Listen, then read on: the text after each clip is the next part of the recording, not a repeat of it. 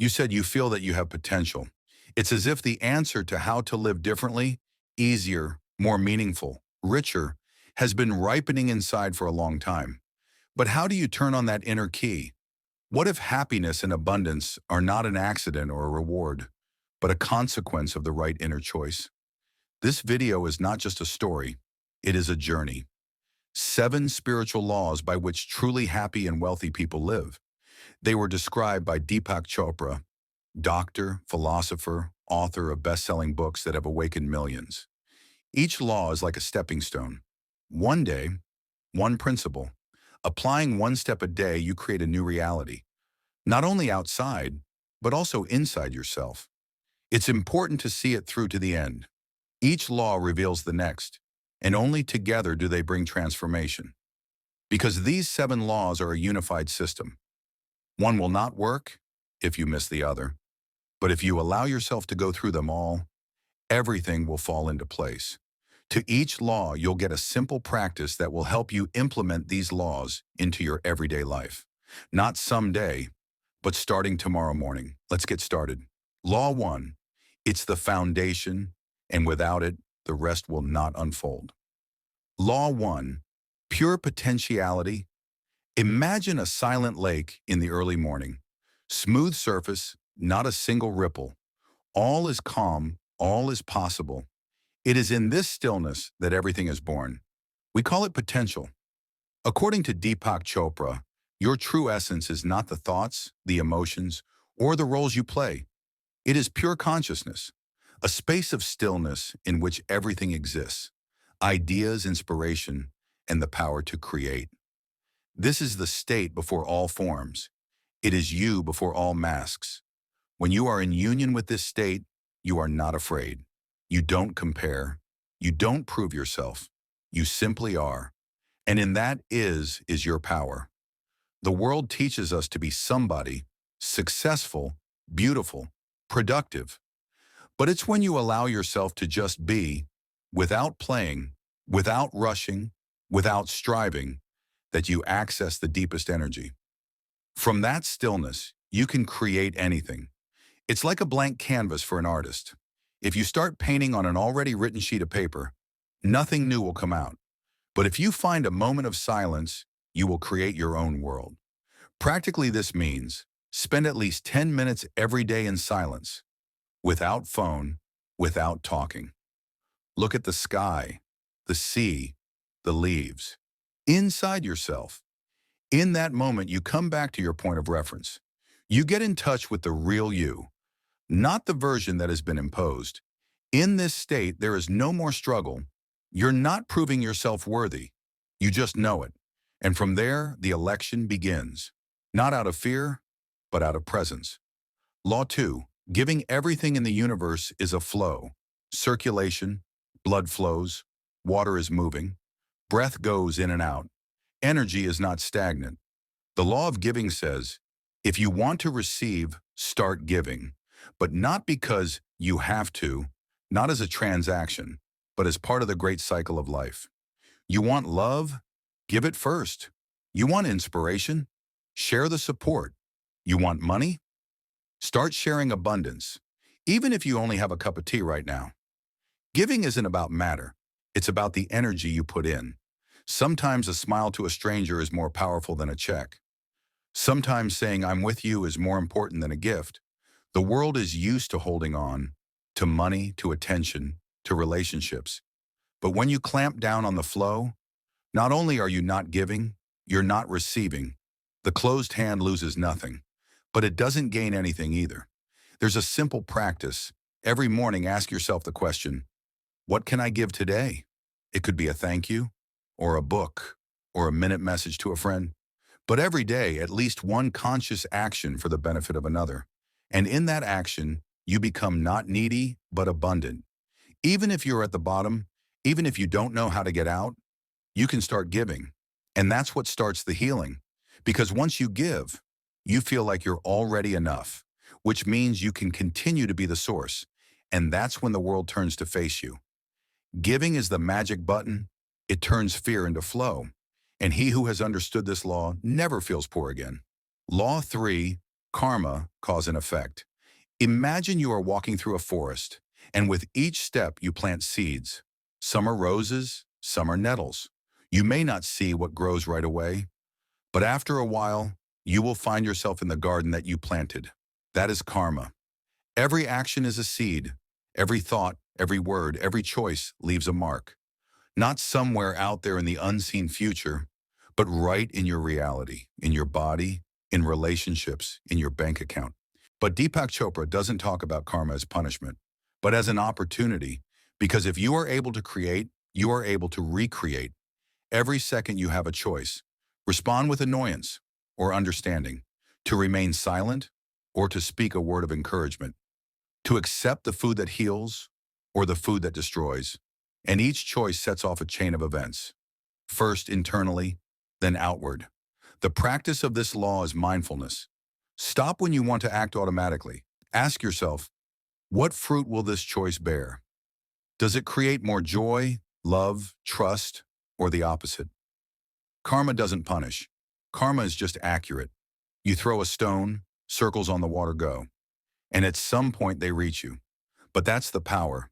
If you start making new choices today, with new thoughts, you'll start a new line of destiny. Not on Monday, but with the first conscious step. And if you keep practicing the first two laws, abiding in yourself and giving, then your choices become softer, deeper, wiser. And then your karma becomes not a debt, but a resource. Law 4, least effort. If you look closely at nature, you'll see that it always moves with ease. Grass doesn't reach for the sun with effort. A river does not argue with the current. A bird doesn't fly on a schedule. Nature acts simply, beautifully, wise. That is its strength. Man who has forgotten his connection to the natural order often lives differently. He struggles. He resists. He tries to control everything: events, other people, his appearance, other people's opinions, life itself. But the more you push, the farther away the result goes. The law of least effort is a reminder that the highest effectiveness is born from a state of calm, not out of tension, not out of fear, not out of imposed goals, but out of deep trust, acceptance, presence. You can act energetically, you can be ambitious, but if your actions go against your nature, if you go against the flow, you lose power. When you fight, you lose. When you accept, you begin to influence. Acceptance is not passivity. It's a conscious choice to stop wasting energy on something you can't change. Think of how many times you've gotten angry at someone who didn't hear you. You tried to convince, to prove, to change him, and then you let go.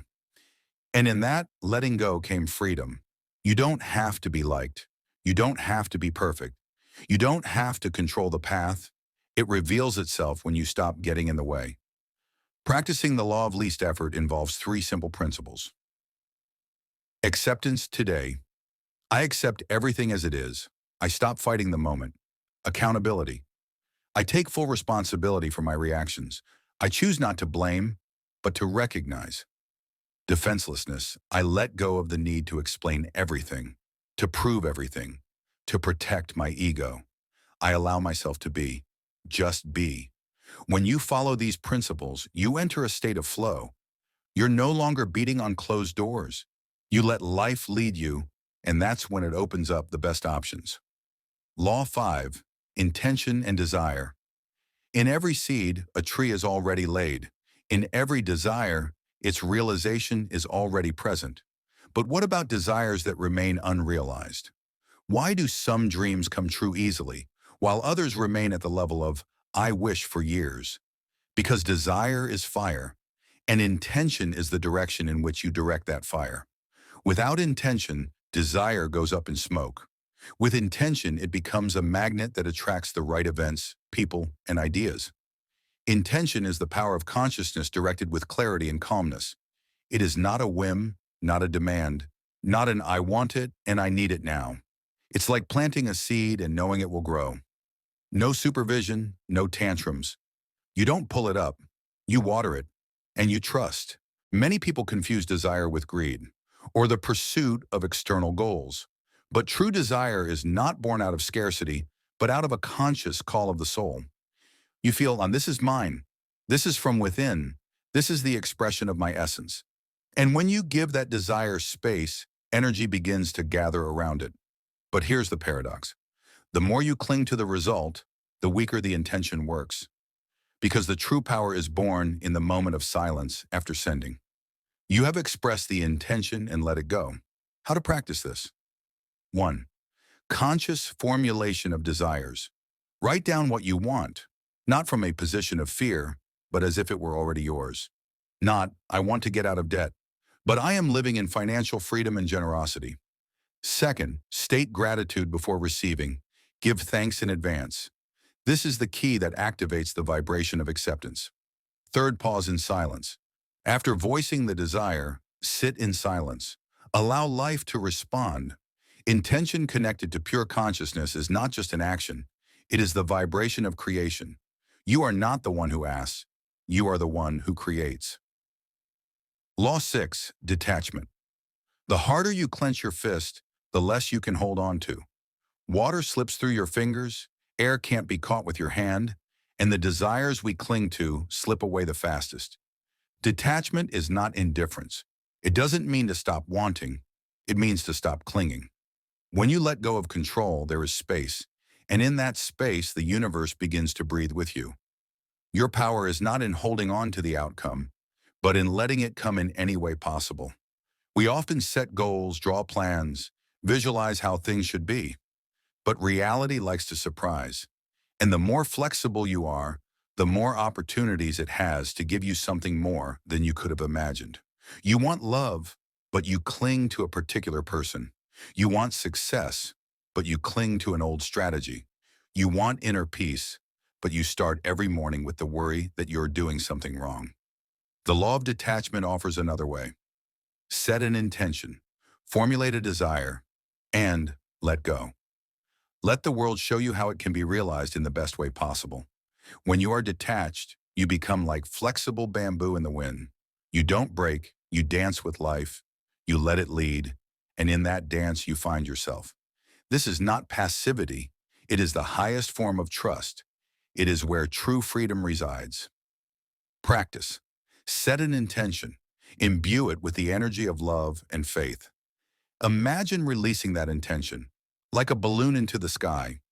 Every time anxiety or anticipation comes, repeat, I am letting go. I am trusting. I am open to the miracle. You don't have to know all the steps. You just have to be in tune with life. And she, like a wise guide, will lead you to where you need to be. Law 7. Dharma Destination. You did not come into this world by chance.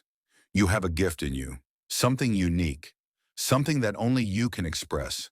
Not a copy, not a template, not another expert, but a living, real soul with something to give to the world. That is the Dharma, your inner task. You don't have to look for it in books.